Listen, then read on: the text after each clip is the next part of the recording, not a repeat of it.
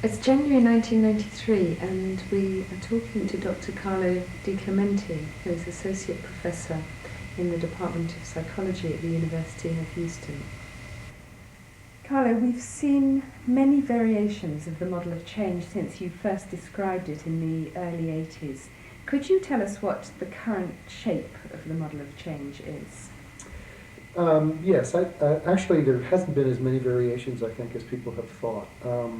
When we first outlined it, we outlined it with calling what we now call pre-contemplators emotives. We talked about people who were in contemplation. We talked about people who were in determination. We talked about people who were in action and people who were in maintenance. All that's really happened is that we have a later version of the model simply then dropped the term emotive because it sounded like you couldn't work with these people because they were unmotivated. And we dropped that term and simply inserted pre-contemplation. So we talked about pre-contemplation, contemplation. We dropped the determination stage because at one point it didn't look like we weren't sure whether that was a transition between contemplation and action, and that it wasn't really a stage, but it was really marked the transition between the two. And so we then came up with pre-contemplation, contemplation, action, and maintenance. More recently, we've been able to kind of reinstitute that determination stage and have kind of looked at several studies where we're able to kind of separate out people who were in contemplation, some of whom seem to be more ready for change. And that's how we kind of started thinking about it, where contemplators more ready for action. And in the article in the Journal of Consulting and Clinical, we came out and kind of decided and struggled back and forth trying how to call that stage. Rather than go back to determination, it seemed more preparation than determination. So currently the stages model is really pre-contemplation, contemplation, preparation, action, and maintenance. And relapse, which was identified at one point, I think, as a stage, is really seen as much more of an event that triggers kind of recycling through those stages of change. So that's how we're seeing it now, and people have been confused, and we didn't call relapse a stage, but much of that refinement has come out of our research, where we've really tried to look at these stages and understand what they did and how they predicted.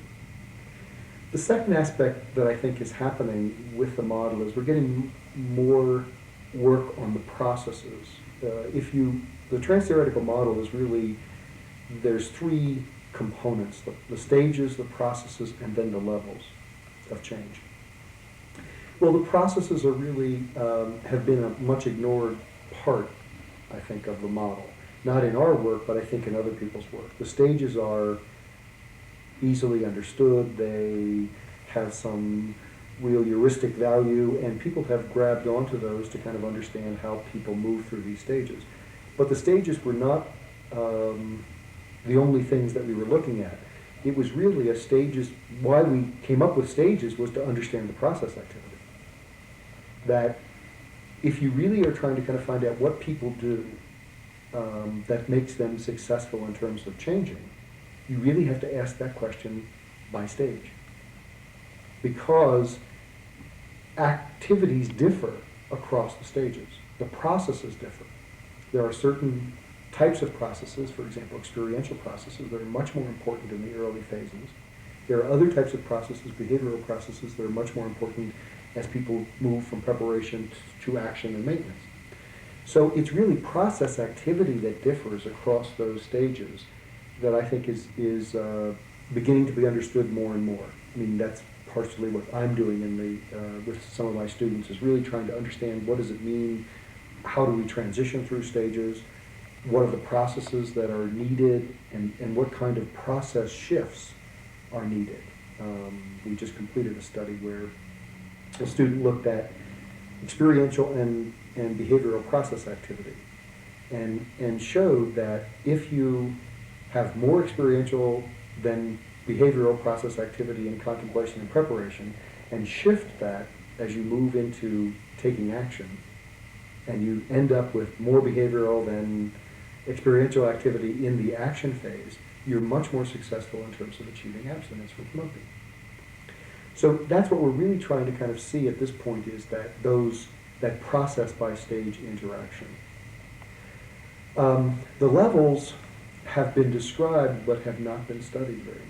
And most studies are still working on very specific target behaviors. Mostly alcohol, drug, but now we're getting into much more of the health-related behaviors. People are looking at exercise, mammography screening, AIDS, HIV, AIDS, trying to teach individuals how to do less risky sexual behavior and to do protective sexual behavior. So it's moving into areas, but all of those are really relatively specific problem kinds of areas. I think the next challenge is really to kind of look at multiple problem individuals and try and kind of see how the stages and processes work with those multiple problem individuals. And that work is just really beginning. Okay. We'll look forward to hearing about that. I think that will be very useful. I can remember the days when the outcome studies with all addiction behaviours were extremely depressing, and one of the obvious problems about that was that they lumped everybody together, looked at them at point A, and looked at how badly they were usually doing at point B. One of the obvious problems about that was not distinguishing between people who wanted to change and people who didn't want to change. Mm-hmm. Now, I think for most people, as you're saying, the most useful and easy to catch on to aspect of the model is asking the question, where is a person at, and what therefore do I do on the basis of that? What do we know now what better information do we have using the model of change to decide interventions on what happens to people as a result of the interventions? We still don't have a lot of information about very specific interventions working differentially for very specific stages. That part, I think, is still being studied. Actually, here at this conference, Nick Heather's work, where he actually kind of did a brief intervention working better for pre-contemplators and contemplators than for people in preparation and action, is one of the first times that you can really start seeing this matching effect. We do have a lot of information that stages are related to participation, for example, in programs. David Abrams has done some work in that area, looking at worksite smoking cessation programs and staging people along this contemplation ladder that he's developed, and finding that people more advanced will do more things. They will take part in more program activities.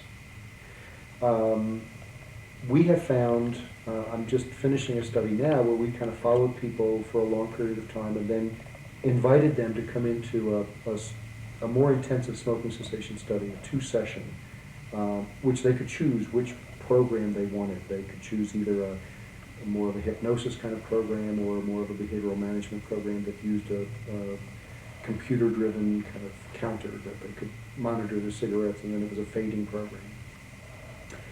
And it's clear that people's stages, I mean, we have data, we asked that at the 30-month interview, so we have data back for where they came from for 30 months before that and which stages they were at each 6-month time point. So we've looked at where they were immediately before volunteering to come in for this program.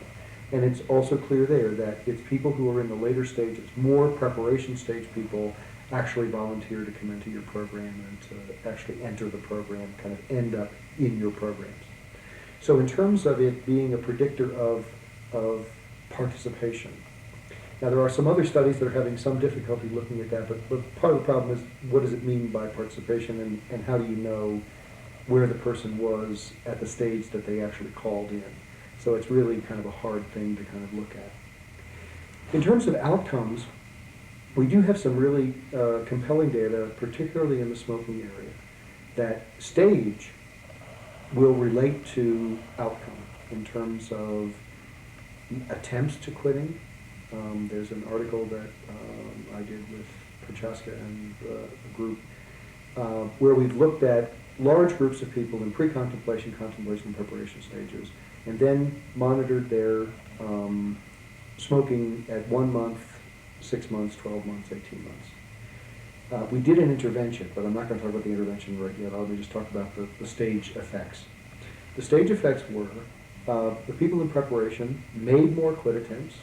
They actually made more 24-hour quit attempts over a period of time. So that when you got to 6 months out, 80% of the people who were in preparation stage at the baseline, at time 0, made a quit attempt by the 6-month time period. Only 20% of the people in pre-contemplation had made a quit attempt. And also you will see then abstinence then follows. I mean, there's only about 8% of the people who are in pre-contemplation who were abstinent at 6 months, but there's about 20-25% of the people who were in preparation stage abstinent at 6 months. So the stages predict the outcome. The interventions, we had 4 different interventions, but all of them were really geared to all 4 stages. We really kind of recruited people from different stages and felt that you couldn't mismatch people. And that's really, I think, where you're going to find the effects. Okay? You really have to actually find 2 treatments that one is really quite mismatched for a stage, to really kind of find the matching effect also, because you need a control group. If you give 2 active treatments, it's difficult to find a stage by treatment effect sometimes, unless you really believe that it's the critical ingredients in this. So even in Nick's study, he couldn't find an effect for behavioral kinds of things with the later stage people. I mean, he was trying to look at 2 matches, the motivational stuff for a motivational intervention for the earlier stages and kind of a skills training intervention for the later stages, and that would match. But the problem is the skills training intervention was 40 minutes as opposed to 20 minutes. It was, I mean, there's not enough differentiation, and in essence, the alternative treatment, the motivational treatment, wasn't mismatched enough to give you a good effect. So it's very difficult, I think, to get the kinds of actual specific matching of treatment unless you actually give no treatment to some group and use no treatment controls. And if you see that, his no treatment controls, the people in preparation and pre-contemplation and contemplation didn't do very well. The people in preparation and action did. So matching, I think, is a very difficult thing to do, and requires people to I think, look at not just a treatment, but the processes. And I think we're going to get better at matching when we can really get more sophisticated about studying the stage by process interaction and really kind of understanding which processes do we have to really foster and which processes do we have to really hold down. Some of our work now says it's not just doing more is better, that there are some processes that if people are doing too many experiential processes, for example, late in and while they move into action, that's more predictive of relapse. So there may be some interactions between things people should do and things people shouldn't do. But we're still in a process of understanding the underlying mechanisms to really understand that completely. What advice would you give to the practitioner who is currently seeing clients on a daily basis and having found this model very useful, as I said, to determine what they should be doing, what sort of things they should be doing with clients? Well, I still think it's very helpful to kind of understand that people are not all in the same place. I think what the beauty of this model for the individuals, for the practitioner, is to really understand that you have a heterogeneous population even when they walk through the door, so that people aren't all in the same spot and you shouldn't do the same thing with everyone. I think the next thing it says is that you need to sensitively probe, because I think that people will often tell you what you want to hear rather than what they need to say. And so that's one of the beauties of the motivational interviewing, is really that it takes people and tries to get people to talk about where they are and what's going on with them. That, I think, is the best strategy for working with stages. It allows people to kind of say, and if you will allow them to talk to you about their reservations, about change, if you'll allow them to talk to you about their hesitancies, their fears about change, I think you will have a lot more of a sense of what stage they're in as they try to kind of change this problem behavior.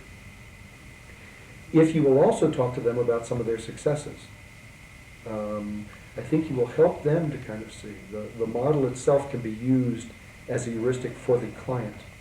Lots of clients have really found it helpful and to kind of identify themselves and to kind of see where they are in this process. And also to see that they have actually made some changes in the past, that they're actually in maintenance about some changes. In my work, some of the things I really have to do periodically is actually remind the people. I see myself in some of my work as psychotherapy as kind of a historian. Because while people are working on one particular problem, they lose a perspective of where they have been. And if I've worked with them for a long period of time, I can tell them, well, gee, remember you came in here and you weren't able to kind of stay out of a bar. And now you don't have any desire to go to a bar at all. You really kind of you have made a behavior change successfully and maintained that over a period of time with regard to your drinking. And that is a powerful kind of thing to help them to kind of know that they have made some movement and some changes that they have been successful on, and to kind of help continue that process along. That's also true if you're going to switch levels.